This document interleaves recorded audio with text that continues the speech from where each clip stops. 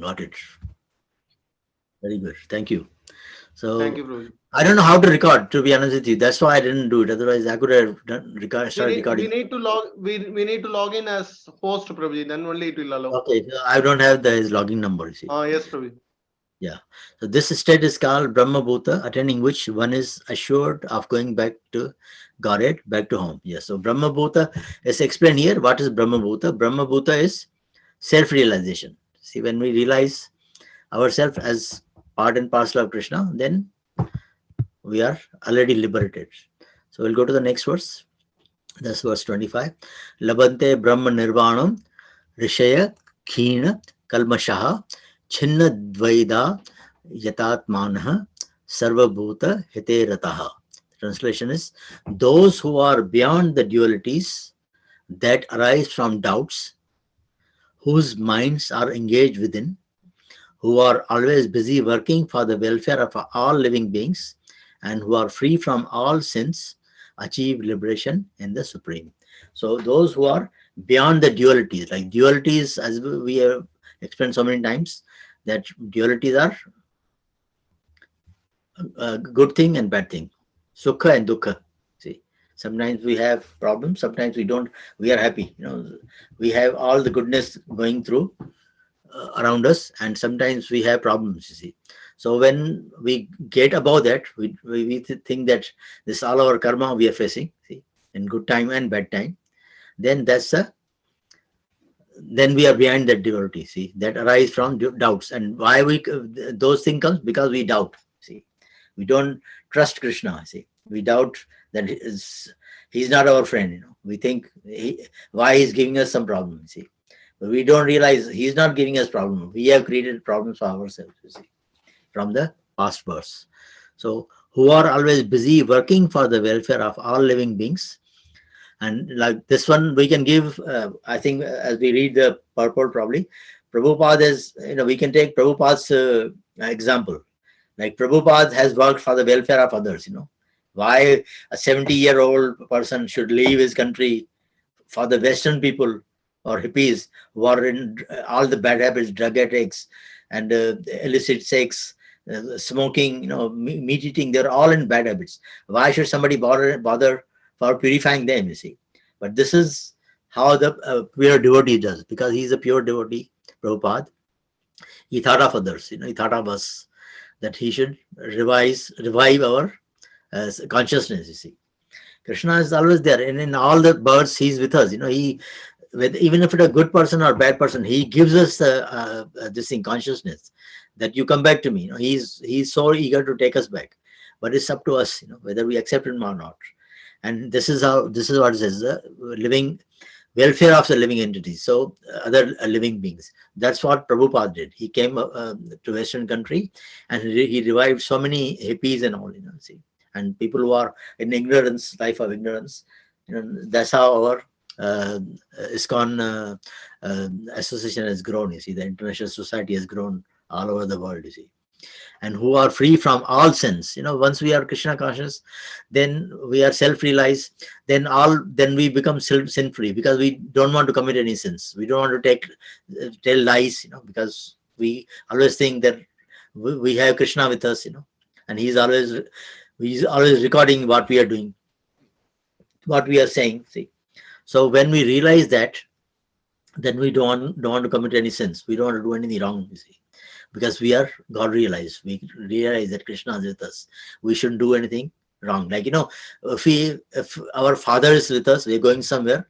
If Father is with us, we'll not swear, will we? Like, we'll not do anything, say anything wrong, or we'll not talk about, like girls or sex life or smoking. We'll respect our Father, that he's with us. We should not, even if it's somebody smoker, he will not smoke in front of.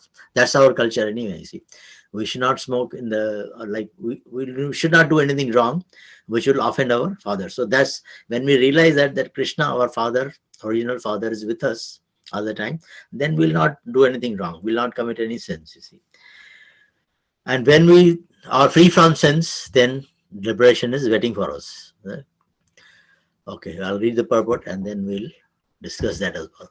Only a person who's fully in Krishna consciousness can be said to be engaged in welfare work for all living entities. That one, as I said, we can give the example of Srila Prabhupada, who's like completely self-realized, pure devotee of the Lord.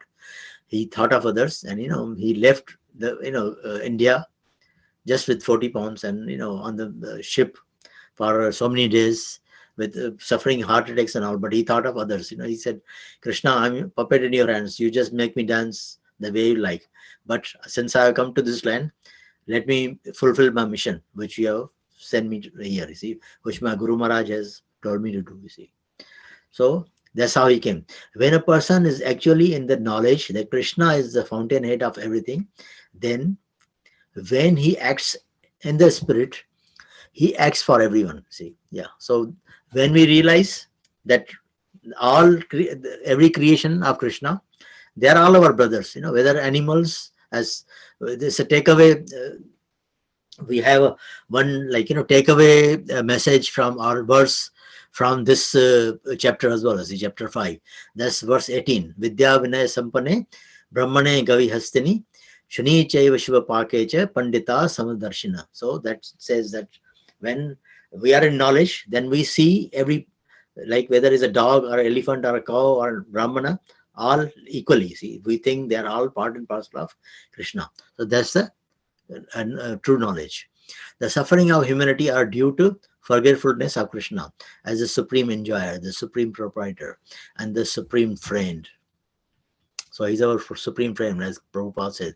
Therefore, to act to revive this consciousness within the entire human society is the highest welfare work. So whatever knowledge we get, we try to give it to others as well. That's what Krishna. That is why Harinam Sankirtan. That's where the Harinam Sankirtan comes. You see, we go out and like sing on the streets. So I think yesterday or day before, Prabhupada's quote was there that even ants or any living being, they hear Krishna's name. You see, even they are liberated. You see, they get the liberation from that body. See, so that's the work we need. Like we need to pass whatever we learn about Krishna, whether somebody is interested or not, it's up to them. It's our duty to pass it on to us, to them, and give it to them. You see, but if they want to take it, it's their good fortune. If they don't want to take, it's their bad luck. You see, but we need to give it to others. You see, that's what Prabhupada did, and we carry forward with his work. See, that's why we don't invent anything. We don't talk about extra anything. Whatever Prabhupada says, we are like parrots. He is a pure devotee. We need to listen to him. See, whatever he has said, we just repeat like a parrot. You see, so one cannot be engaged in such first-class welfare work without being liberated in the Supreme. A Krishna conscious person has no doubt about the supremacy of Krishna. See, he has no doubt because he is completely freed from all sins. Yeah, as I said, once we realize that Krishna is with us, then we don't want to commit any sins. And once we have got into that habit that Krishna is always with us, we don't want to commit any sins, then we are sin-free. We have sin-free life, and then we are ready for liberation. This is the state of divine love. A person engaged only in ministering to the physical welfare of human society cannot factually help anyone. So, yeah. So if we just I have a friend, not a friend, just an acquaintance. I spoke to him. He used to come to our temple a long time ago, and he used to give some charity and all as well. But I asked once I met him on the Rath Yatra, and I asked him, you used to come before. How come you don't come to temple anymore? You don't engage yourself into the activities. So he said, I'm too much occupied. I said, I thought you are retired now. He says, yes, I'm retired, but I do a lot of welfare work. So he goes to hospitals, and attends and things like that, to help them for any kind of charity work. That's okay. That's what Prabhupada was saying. That's okay. You should do it. But that's only temporary. That's society cannot factually help anyone, but that will not help your own self. You are doing the charity. That's a pious activity, you see, which is very nice. When everybody should do it. But that one doesn't give you self-realization, see, that you are not this body, see. You are helping the bodies, but not their souls, see. So the real cause of one's difficulties and the hard struggle for life may be found in one's forgetfulness of his relationship with Supreme Lord. When a man is fully conscious of his relationship with Krishna, he is actually a liberated soul, although he may be in the material tabernacle. So yeah, so even though we are in the material world, but once we realize that we are Krishna's children, we need to connect ourselves with Krishna. Then we are once, in other words, once we are Krishna conscious, then we are already preparing ourselves for liberation. See, for leaving this body and not taking birth again. You see, we already prepared ourselves for that. So we'll cover verse 26 now. 1 minute. Let me just go to verse 26. I didn't share with you before.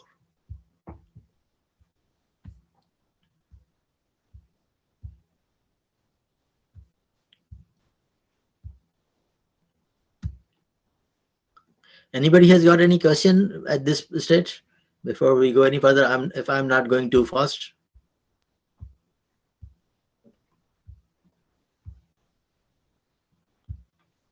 Okay, then I'll go to the verse 26. Kamakrodha vimuktanam yatinam yata chetasam avito brahma nirvanam vartate aditat manam. So translation, those who are free from anger and all material desires, who are self-realized, self-disciplined, and constantly endeavoring for perfection, are assured of liberation and the supreme in the very future. Those who are free from anger and all material desires, who are self-realized, self-disciplined, and constantly endeavoring for perfection, are assured of liberation in the supreme in the very future. Purport by Srila Prabhupada. Of the saintly person who are constantly engaged in striving toward salvation, one who is in Krishna consciousness is the best of all. The Bhagavatam 4:22-39 confirms this fact as follows.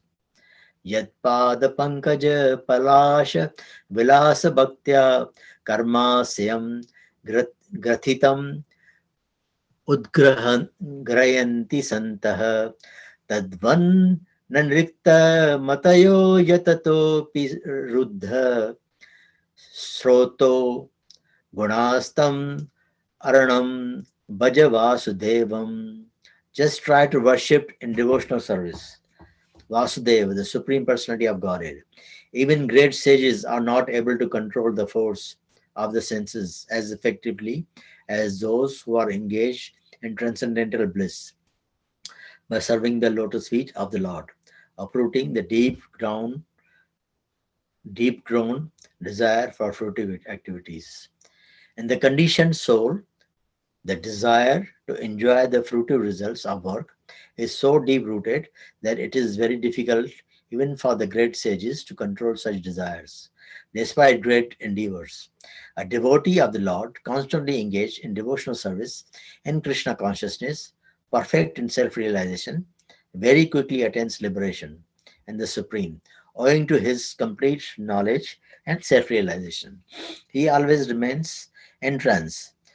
To cite an analogous example of this, Darshana Dhyana Samsa Parashar Masya Kurma Vihan Gamaha Swanya Apatyani Pushanti Tathaham Api Padmaja.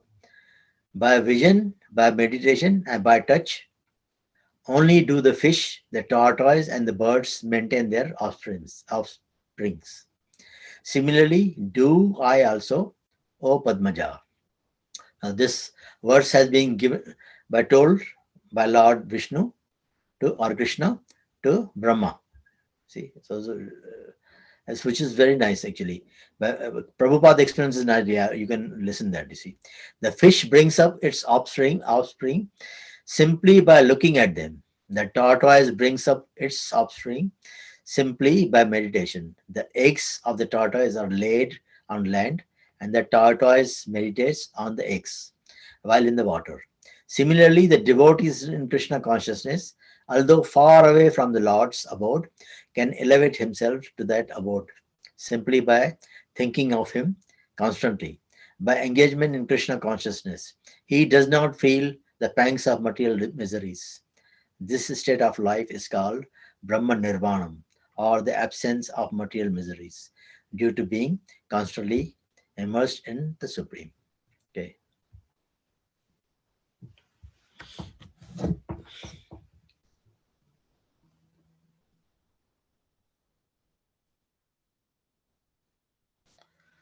So what Krishna is saying here is Kama Krodha Vimuktanam. See.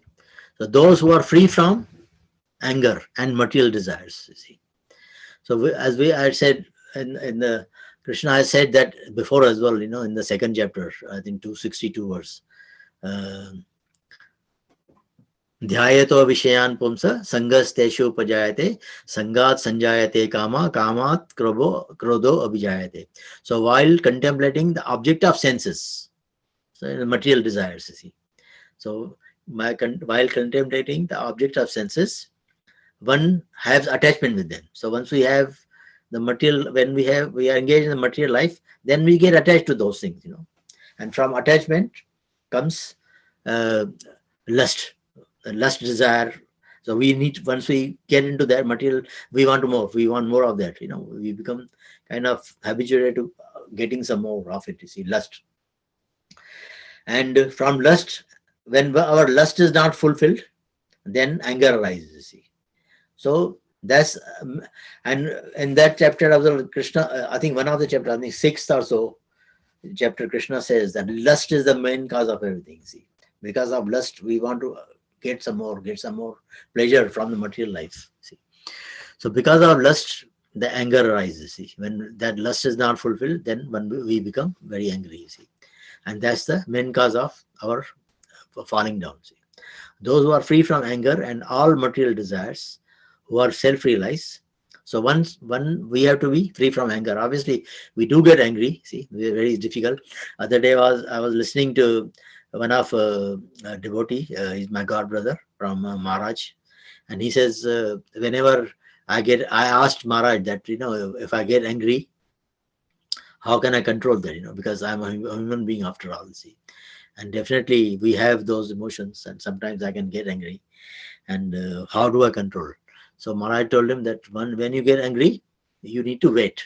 Just stop there. See, once you wait, calm yourself down, and then you can understand. That was unnecessary. See, about getting angry, reacting to action and reactions are equal and opposite, isn't it? So if somebody has reacted, if you react to him as well, then you will only unnecessarily get angry. You'll affect yourself. Not other person is already affected. You'll affect yourself as well. So he said, wait. You need to calm down, see, and then contemplate that is it necessary. And if it's unnecessary, you don't need to. You just forget it, and things will settle down. Then you will not get angry again. You see, your anger will settle down. See. So that's how we can control the anger as well. See, self-discipline and constantly endeavoring for perfection. See, so once we are free from material desires, and then anger will not come. And when we are not materially motivated, then we'll understand that we are self-realized. Then we'll realize self, that this is the one inside is that's the one which matters, is not the body. Constantly endeavoring from perfection are assured of liberation in the Supreme in the very near future. So once we are free from anger, material desires, and lust and all these things, then we are guaranteed. And when we are self-realized, then Krishna says that in very near future, the liberation is for you, is waiting for you. They're definitely coming back to me. See. Of the 70% who are constantly engaged in striving toward salvation, one who is in Krishna consciousness is the best. That's what Prabhupada said. See. So we need to be Krishna conscious to be best and to be happy.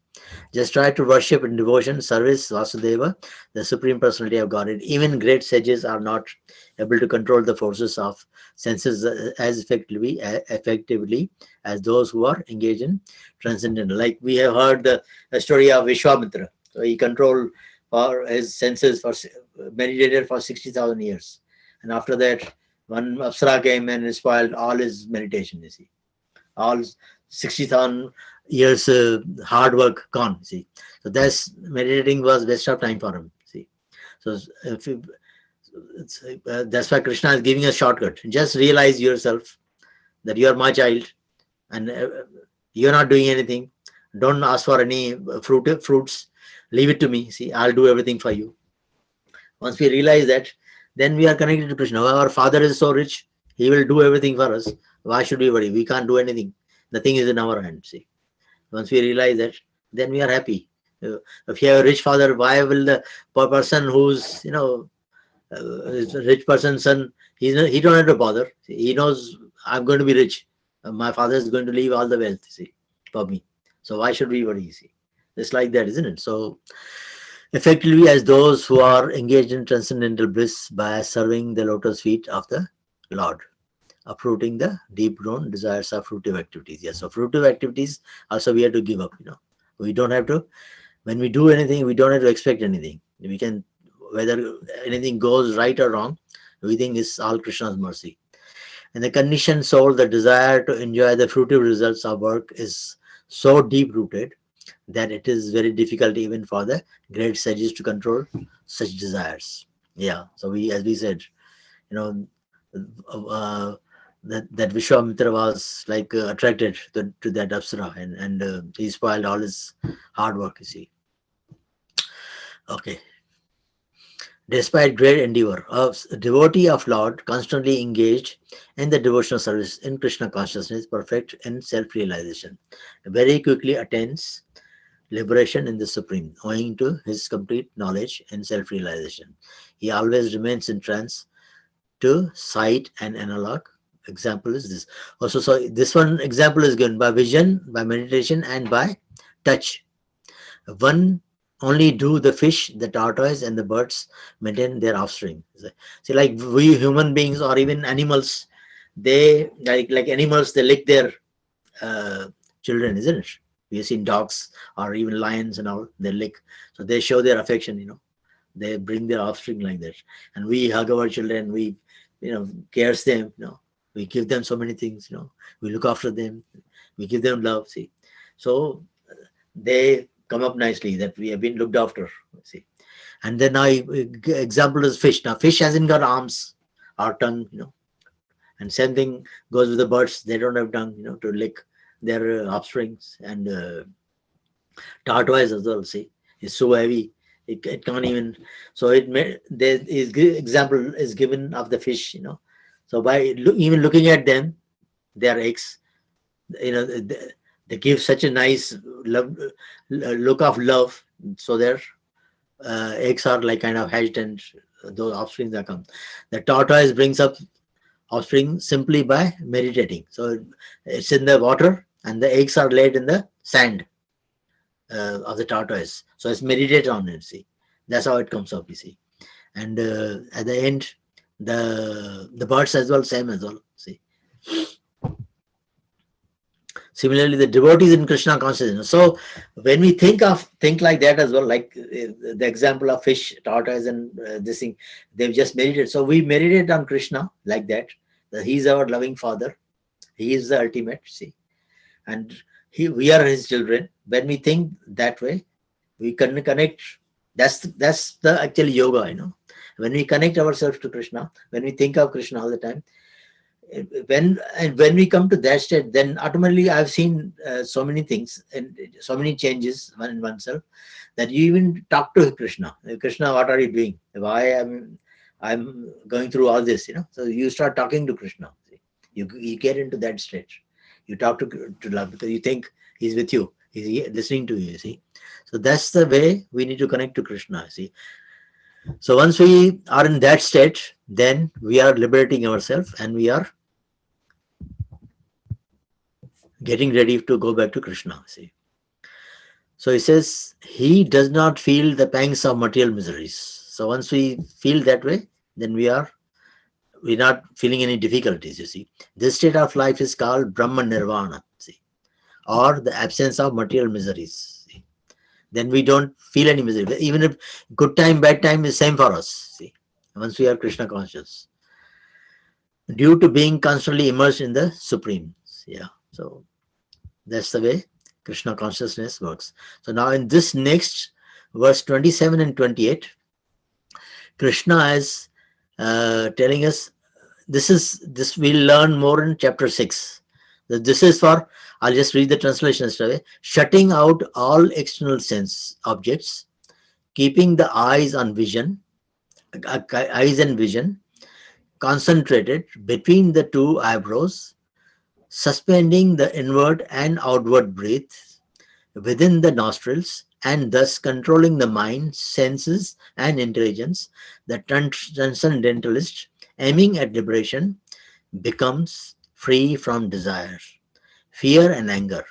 One who's always in this state is certainly liberated. Yes, so the yogis, I'll just show you that as well, see, so that you can see that verse as well. See.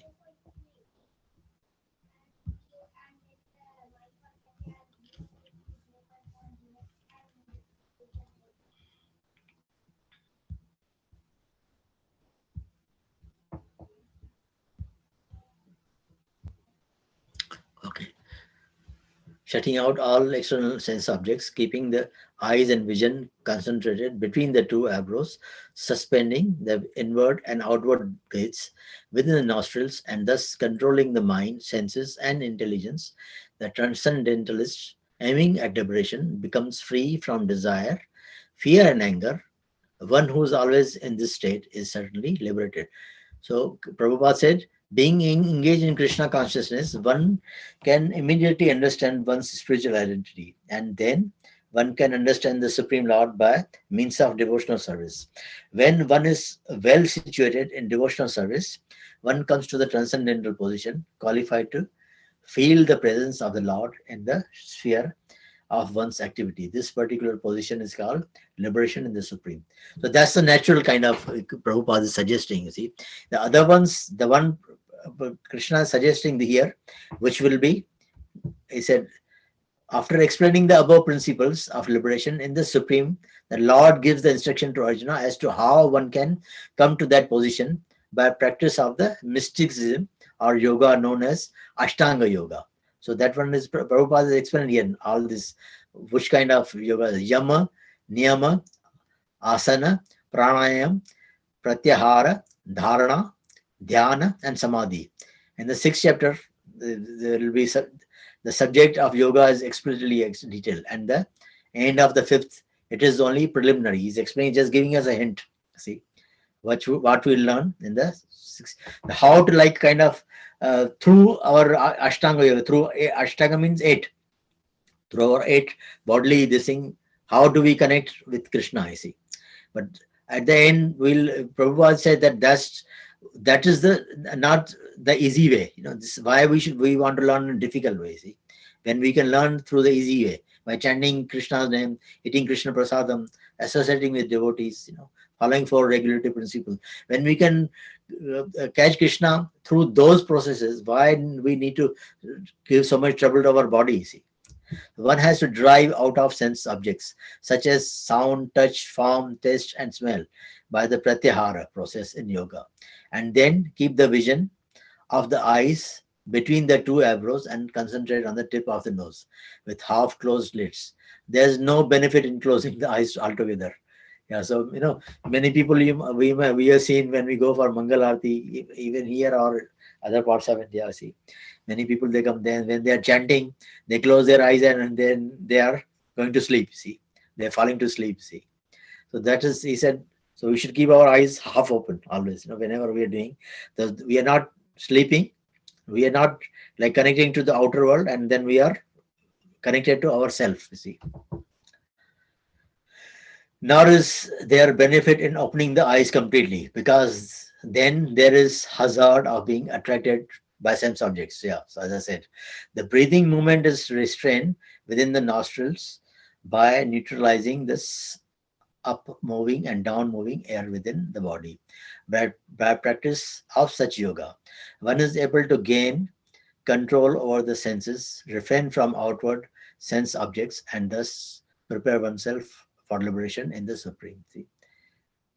In the past, many yogis, they used to leave their body like that. They used to connect like with Ashtanga yoga, with the yogas. They used to connect themselves with Krishna. I see. That's really hard work. It's not very easy to do for us. You see, and that's how they used to leave their body and get the liberation. But in that form, we are only allowed to go to Brahma Jyoti. We can't go to Golok Vrindavan unless one is directly connected to Krishna. I see. This yoga process helps one become free from all kinds of fear and anger. See? Yeah. So main thing is to control. The yogas are performed to control our mind and the senses, like senses, mind, intelligence. Once we control those three, then we connect ourselves to Krishna. I see. That's the yoga process. In other words, Krishna consciousness is the easiest process of executing yoga principles. So, Krishna, as I said, Prabhupada is suggesting here. In other words, Krishna consciousness is the easiest process of executing yoga principles. This will be thoroughly explained in the next chapter.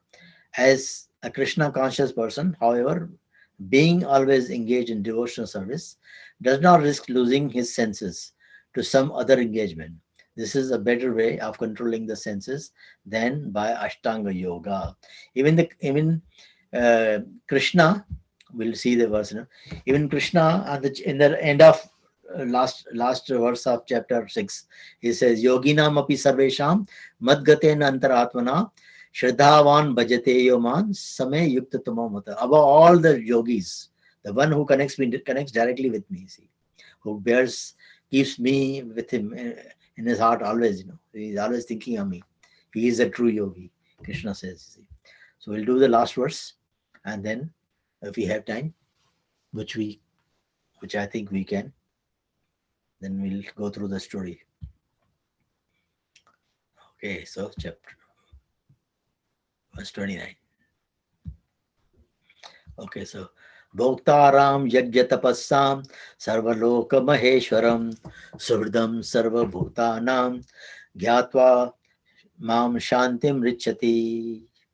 Okay, translation. It's very nice verse. This is complete full peace formula.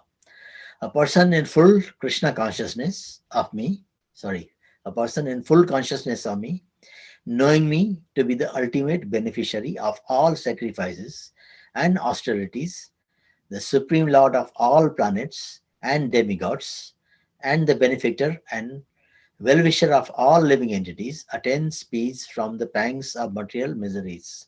Yeah. Bhoktaram Jagat Tapasam Sarvaloka Maheshwaram Suhridam Sarva Bhutanam Gyatva Mam Shanti Vishati.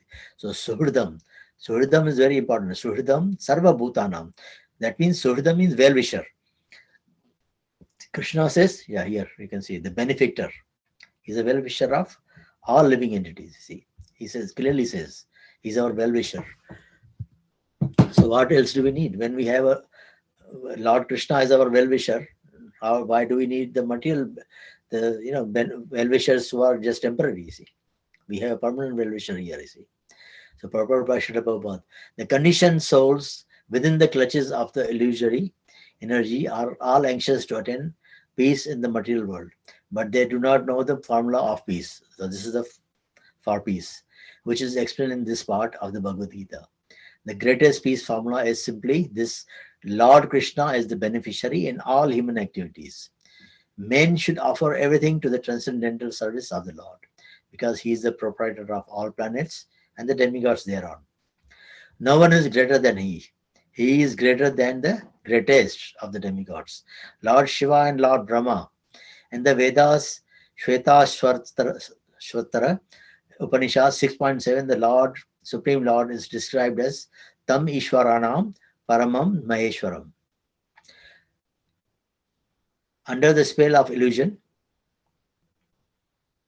so yeah, Tam Ishwaranam Paramam Maheshwaram means you are the Supreme Lord of all the lords. Ishwaranam Paramam Maheshwaram means Maha Ishwar.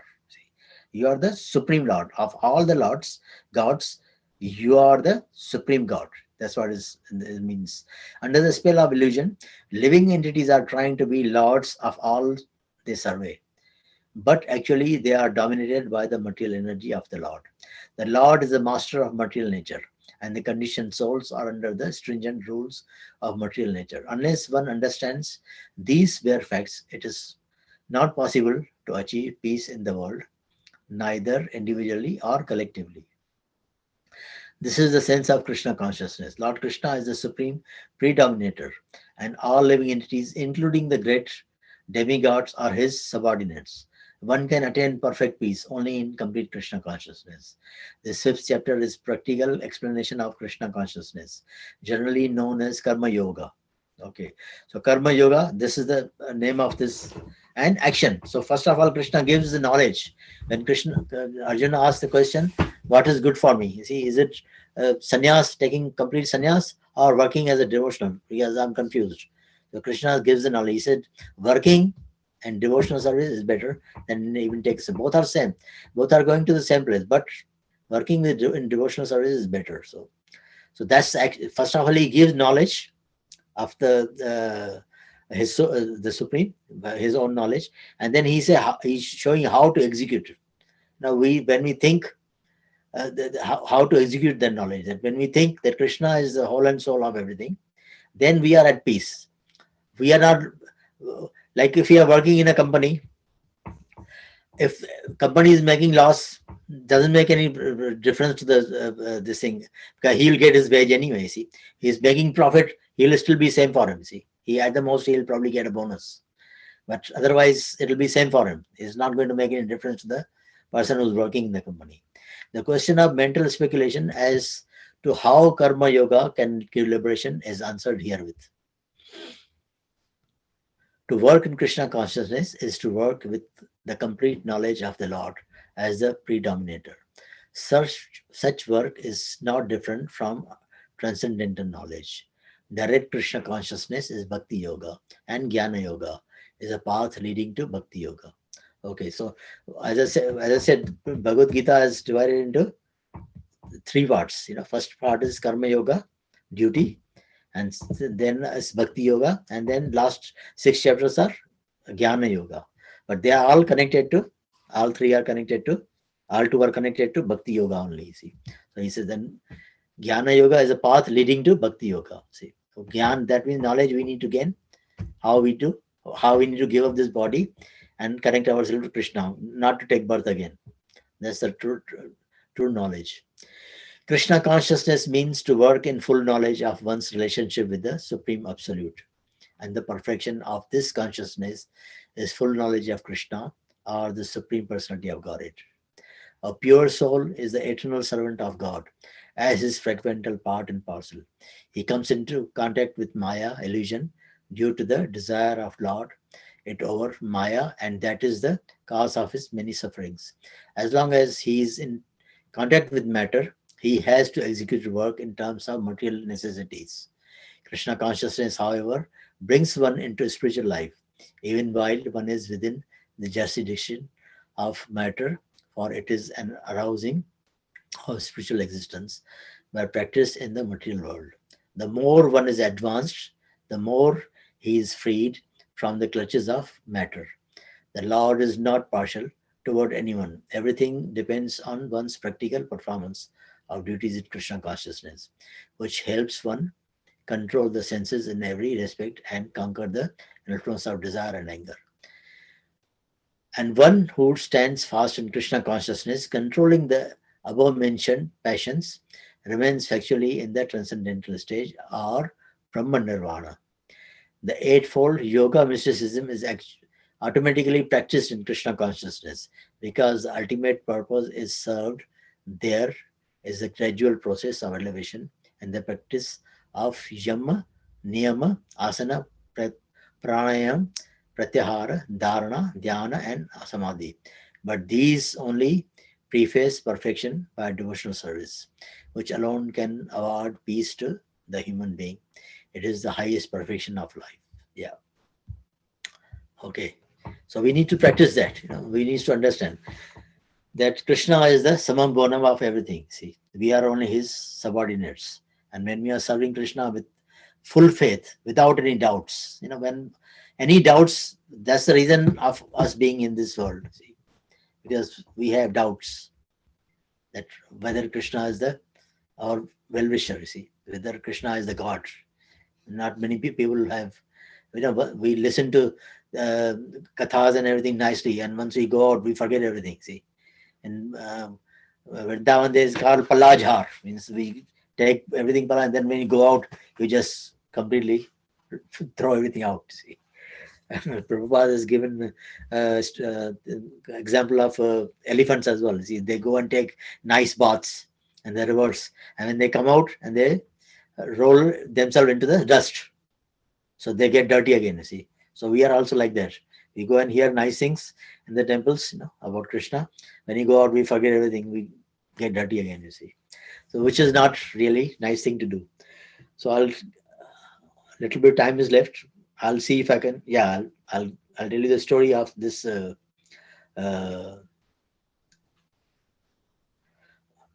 glory of this fifth chapter. See, which is from Padma Purana, and this is been told by Lord Vishnu to Lakshmi Mata. See, Mother Lakshmi. The Lord Vishnu says, "Now I'll describe to you the unlimited glories of the fifth chapter of Srimad Bhagavad Gita." Listen very carefully. He's giving this story, telling this story to Mother Lakshmi Mata. In the state of Madra, there is a town of the name Puru Kutsapura. There lived a Brahmana by the name of Pingala. During his childhood, he was trained in various Brahminical activities and was taught the Vedas, but he had no interest in his studies. When he reached his youth, he gave up his Brahminical pursuit and started to learn how to play instruments. So he became a musician. See, he didn't bother about the Brahminical culture. You see, so as well as singing and dancing. So he went into musical type thing, giving up his Brahminical culture. You see, and because he was performing nicely, he was singing nicely, music was nice, he was dancing nicely. So king came to know about him. See, king of the city, see, our country. He came to know that he is very nice performer. So he told him that you come to my this thing. He took him with him. You see, slowly he became so famous in the field that the king himself invited him, that you come and join me in the kingdom. You see, so because he became so proud, because king invited him, he was performing for king, he was associating with king all the time. So he became so proud. So he started committing lots of sins. He used to do very wrong things. He used to enjoy with other people's wife, and do all kind of wrong things, all kind of sinful activity. And he became so proud. He used to talk against others to king, because he was so close to king. He was talking, this person is bad, that person bad. He engaged himself in a lot of wrong things. He became so proud of his position as he gained more and more intimacy with the king. He especially enjoyed criticizing others to the king in private. Pingala had a wife whose name was Aruna. Now he had a wife who was Aruna. Now Aruna, who was born in low-class family, she was already from a low-class family. See, she was very lusty and enjoyed relationship with many other men. So she was already lusty. She was enjoying with other people, other men. You see, rather than with her husband. You see, so both were doing the wrong things. He was enjoying with other people's wives. She was enjoying with other men. You see, so that's which is against our Krishna consciousness. You see. So anyway, late one night, when her husband found, so once that Pingala found out that his wife Aruna, she's enjoying with other people's husband, you see, and when she came to know, Aruna, she came to know that my husband knows now that is good. There's going to be conflict, you see. So she killed his husband. She cut his throat and killed him. Threw her this thing. After his death, Pingala fell into decided to kill him. Late one night, she chopped off his head. She chopped off his head and buried his body in the garden. See. After his death, Pingala fell into the deepest region of hell. So when Pingala died, he went to hell. See, suffered so many things, and after suffering all those hells, he was given the body of a vulture. See, by Yamaraj, Yamadutas. Yamaraj, he gave them a body of vulture. Vulture, they eat other people's flesh, isn't it? Dead or alive, they go after them. See. And once that vulture and his wife Aruna, she because she was enjoying with other men, she got the venereal disease, and she became old. His body, she lost all her body beauty. You see, she became very, very ugly. And after she died, she also went to hell. And after suffering from hell, she got the body of a parrot. And once that parrot, as a parrot, he was looking for the food, see, and then vulture saw him, see. And when the vulture saw him, they went to kill him. That time, that vulture, as I said, when that memory has to come, that memory will come. See, if it don't have to come, it will not come. That vulture realized that she is my wife Aruna from previous birth. See. That's the mercy of Krishna. See, if he wants to give that memory, he will give. You see. So he got that memory that she is my wife, that parrot is my wife Aruna from the previous world. So he wanted to kill her. You see.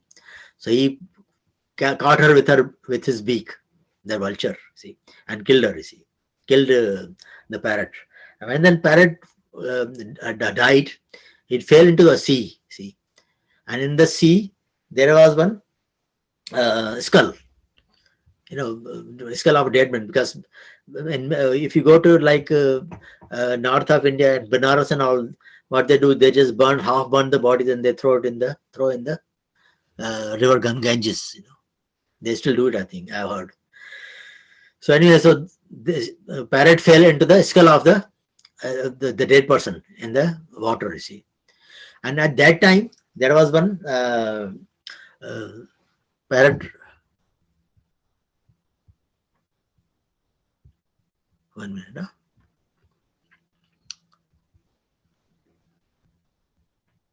Oh yeah. So there was one hunter.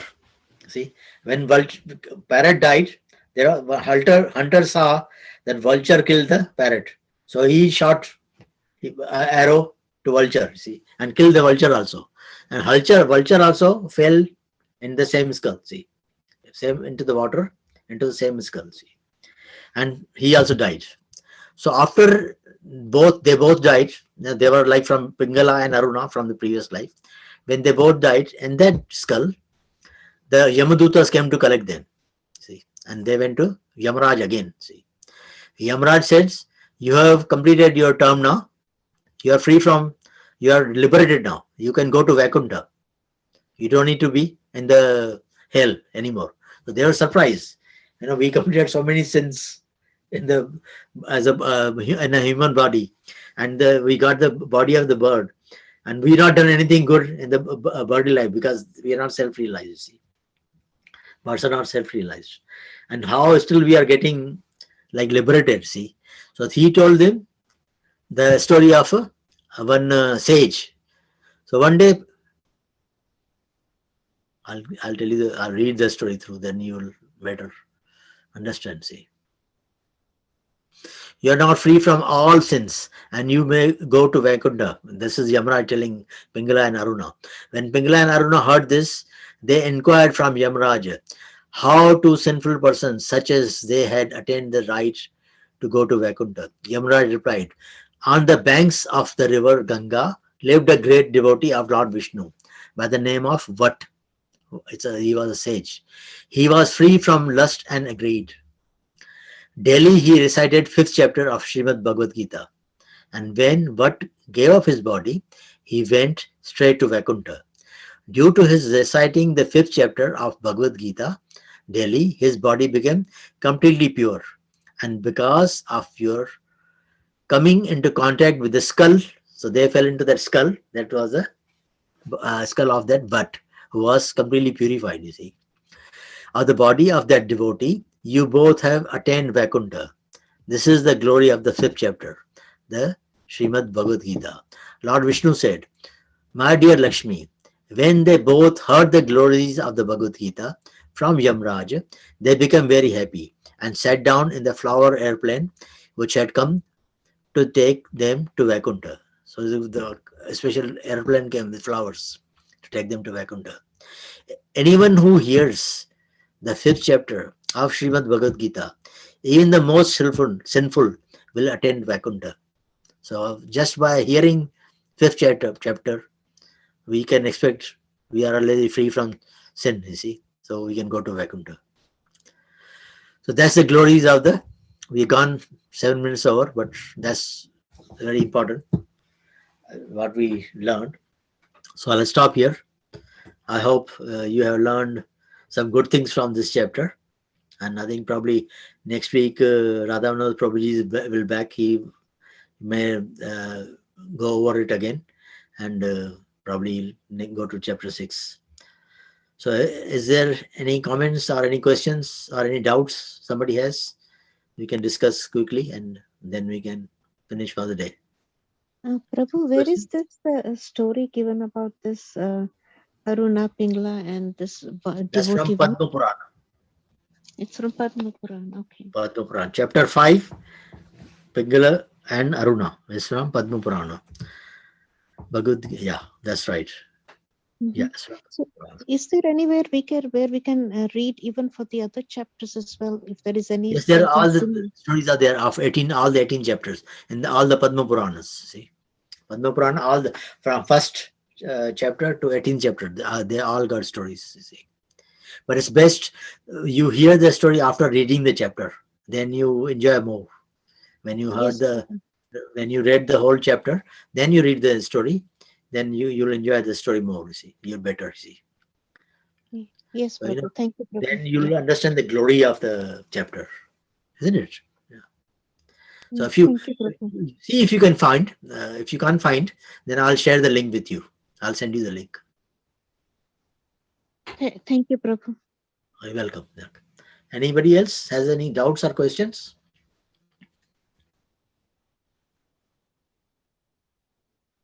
No, I suppose.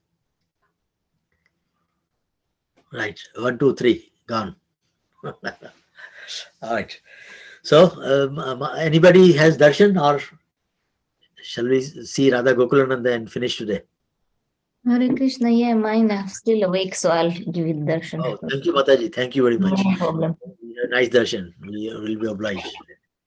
I was just going to put them to rest, but I thought, okay, let me. Yeah, I know that you're waiting for us. Sorry, my lord. It's okay. Okay. We made you wait. Jai Shri Guru Gornatai ki jai. Radha Shyam Sundar ki jai. Krishna Balaram ki jai. Jagannath Baladev Subhadra ki jai. Govind Madhav ki jai. Hari Bol. Hari Bol. Thank you so much for a wonderful class. Thank you very much, Mataji. Thank you. Hare Krishna. Very nice darshan.